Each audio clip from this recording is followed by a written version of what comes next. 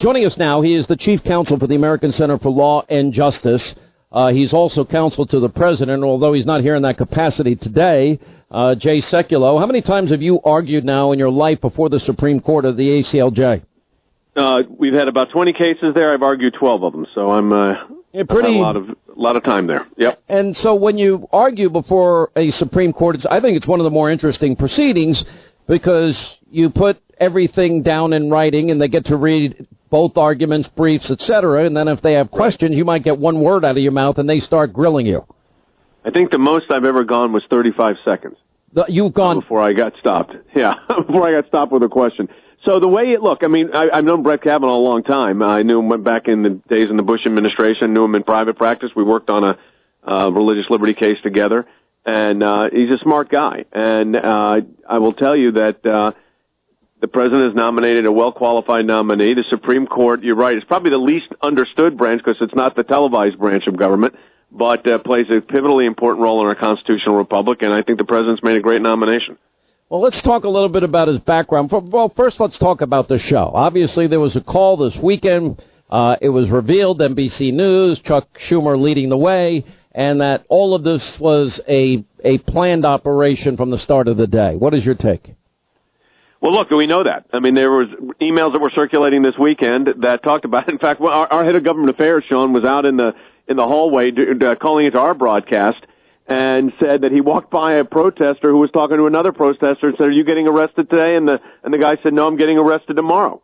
Yeah. Tomorrow's my day." Why didn't Charles Grassley get control of the room faster? In my opinion, it was way too slow. He was far too lenient. Yeah, I think he was going beyond what was necessary, but in his view, he was trying to not, circumscribe anybody's ability to be there, but they're not going to let this continue in this pattern. You can't. So they're televised. It's not like people can't see it, but the disruption is not, as Dick Durbin said, the noise of our democracy. That's the noise of people engaging in a protest in a venue that's not appropriate for a protest. You could do it outside, you can do it in public sidewalks, but you're supposed to be a decorum inside of these facilities. You violate the rules, you pay the consequences. But the idea that the noise of our democracy, the noise of democracy is what you hear the chanting outside the Supreme Court. That's the noise of our democracy. The noise of the democracy, that chanting outside the Supreme Court doesn't happen inside the Supreme Court. If it does, the person's usually removed and arrested. Well, look, this is also part of a distraction, a general distraction. Well, I agree with all of that. What I think this really comes down to, it is a philosophical divide in the country. Either you believe in co-equal branches of government and separation of powers or you don't. And I have always felt, and I think the left is obviously want to confirm people that share their political values, that are willing to legislate from the bench, that want to use the judicial branch of government to get done to America that which could never happen at a ballot box or through legislation. So they do it through judicial fiat, and that's the type of judge that they want. And somebody like Brett Kavanaugh respects the Constitution and the rule of law. They don't like that judicial philosophy because it doesn't advance their activism. It's really that simple to me. Well, look, if you want to know anything about Brett Kavanaugh, it's not so difficult. Read his 300 opinions. He's been on the bench for over a decade, 13 years, on the second most important court in the United States, the U.S. Court of Appeals for the District of Columbia. So if you want to know what his judicial philosophy is, which is all they're supposed to be discussing, he has all the qualifications. No one can argue that he's not well qualified. The ABA said it because it's true. He's probably one of the most qualified we've ever had, if not the most. It seems to me that unless something spectacular happens, that there's no way that he is going to not be confirmed to the Supreme Court. What did you think of the appointment by the Arizona governor today of John Kyle to fill in the interim? I think that was a smart move. Senator Kyle has a wealth of experience. I have had the privilege and pleasure of working with him for decades. Look, he served on the Judiciary Committee. He's going to be great. I think it was a great move, and that's a great call to service, and I appreciate John Kyle willing to interrupt his life to represent not only the people of the great state of Arizona, but also to assist everyone in the United States Senate. It's called to service again, and he rose to the occasion, as I knew he would. Let's talk about the Ginsburg rule. No hints, no forecasts, no previews. She said in response... Except if you're the Washington Post, who said today they should change all that. The Washington Post said today, Sean, no hints, no previews, no decisions on where it might go. But now they said that's not any good anymore. We know exactly how he's going to rule, and specifically they want him to know how he's going to rule on the issue of executive privilege, presidential authority, Article 2. That they want him to say. So the Ginsburg rule applies to everybody except Brett Kavanaugh. But the reality is there's reference my client. But the reality is just if he does have to rule on any such issue, just because he was appointed by the president doesn't ask somebody how they're going to specifically rule. Nobody knows. Of course not. Of course not. And look, I mean, that doesn't disqualify him. No, if that was the case, every nominee would be subject to, every judge would be, justice would be subject to disqualification based on nomination. That's not the way it works in the Supreme Court of the United States, not the way it should work. He's going to review the law, review the briefs, listen to the arguments, and make a decision. All right, so let me ask you one question outside in your other role as White House counsel. Not White House counsel. Counsel to the president. I'm sorry. 45th president. All right, I apologize. Not the White House counsel. Counsel to Sean Hannity. I apologize for that. That's true. That's a good point. But I want to just ask, how do you see this all coming to an end? It's a very broad question. I didn't invite you on to talk about it, but you haven't been doing a lot of media on it. How does this all end, and when do you think it ends? Well, look, I don't give dates because I've never given dates. I've had some colleagues that have given dates. I don't like giving dates, so I'm not going to give a date. How do I think it ends? I think it ends with a report. I think that there's no collusion. There is no. I mean, this theory of obstruction by tweet, I've said before, I think is absurd. So at the end of the day, I think there'll be a report that goes to the Deputy Attorney General of the United States. Then it'll be limited on what he can do with it based on some executive privilege issues of documents that they've had within the executive branch that don't go to the other branches.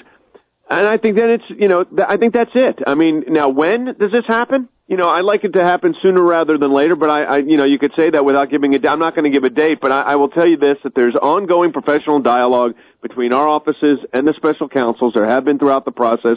There's kind of fits and starts and you hit bumps in the road, but there's ongoing dialogue and we'll see what kind of accommodations can be made to wrap it up. Do you think the issues that I've been covering in terms of the FBI and the DOJ and all the information that we have discovered about people's political practices and the FISA court abuse, et cetera, do you think that comes into the focus by the country as well? Don't you think it has to? Sure.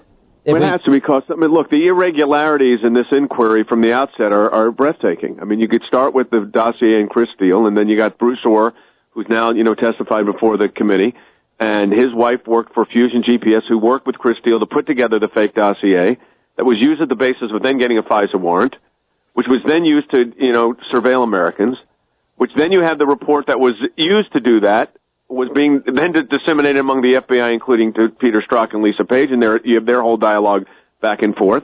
So the irregularities here, the insurance policies, the Andy McCabe story, the James Comey leaking his information to the friend of his so that a special counsel would be reported, and lo and behold, a special counsel was appointed. All of that points to irregularities in this inquiry. Now, having also said that, let me say something I think that's also relevant here, and that is, if you look at the nature and scope of what has taken place, I think that part is unprecedented. We've never had a situation to this extent where the investigators need to be investigated. And some of them are. I mean, the fact of the matter is we know that. The Inspector General's office, the Office of Professional Responsibility within the Justice Department are looking at those issues. But how can you not? You can't ignore it. No. I mean, so this idea, and anybody can hold whatever political positions or advocate any position they want, but that doesn't mean you get to be the decision maker on a. Can I ask an unrelated question then? Investigation. Yeah. What does it take to ever hear from the FISA court judges themselves? Nobody's ever heard from them. You don't. I mean, that's the idea of the FISA. Foreign Intelligence Surveillance Court is not designed to engage the public. They're engaging in counterintelligence matters as the judicial review branch, but they don't. But I'm sure those judges are not happy about what's happened here. Would Congress have the authority, checks and balances, co-equal branches, to bring them in and ask them? Yep. Yeah, they are not immune from congressional oversight, except they're an independent branch, so you have to respect separation of powers. It's the control. The purse is what the Congress really controls, not so much they don't control their opinions. But I think, look, all the issues that you've been raising over the last year and a half are significant. They're real. There's concern. I mean, I know there's a move for declassification of some documents that members of Congress want to get some more specificity on some of these FISA issues.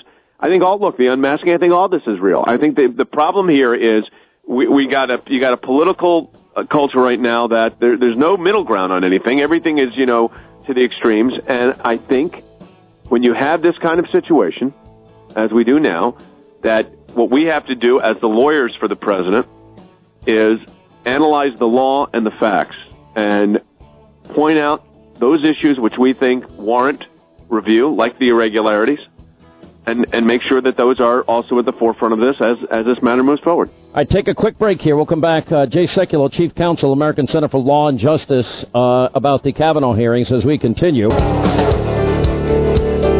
right, we continue more with Jay Sekulow. He is the Chief Counsel for the American Center for Law and Justice, also counsel to the President. Let me go back to the Supreme Court. Who were the toughest Supreme Court justices you argued in front of, and why? Well, interestingly, Justice said, I think, ruled with me every time, but he always asked very deep and penetrating questions, and that was Justice Scalia. He asked really tough questions no matter what side you were on, and that was just the nature of how he did it. And I'll tell you who else was tough, which was his closest friend on the court, Justice Ginsburg. And they were very close personal friends, but I had appeared before Justice Ginsburg for 2 decades, and she could ask penetrating questions. But there was always a sense that when, there are justices also that would ask really nice questions, but were really tough. John Paul Stevens was one of the nicest guys you ever met. But boy, I was a bit of a boxer, in school, and he could give you a left hook. If he ever started a question with this word, supposing, that's what he would say. Mr. Sekulow, supposing such and such and such. Whenever he did that, look out. Yeah. That left hook was out there. You better have your hands up.